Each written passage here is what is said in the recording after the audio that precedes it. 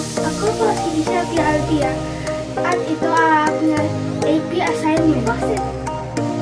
Ang pamagat ng aking vlog ay pagtugon sa hamon ng itas kayang bukulan.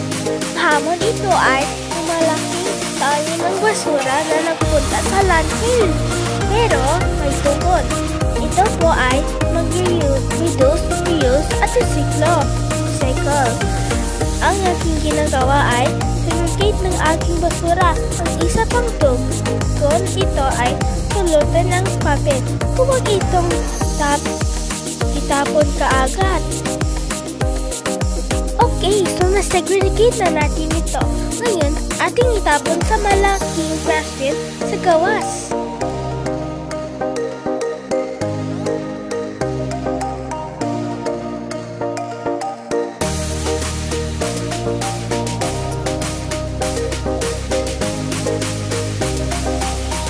Ito po ay biodegradable, non-biodegradable, malata, di malata.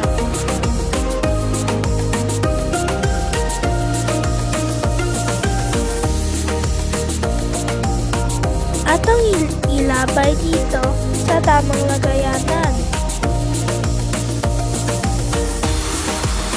para sa malata at sa plastic.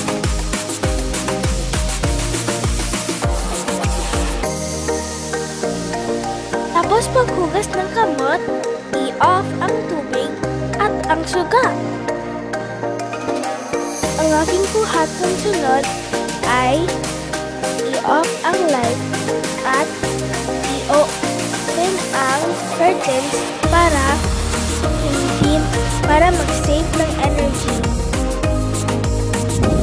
Ngayon, aking i-off ang aircon at i-open ang window para makasunod ang hangin.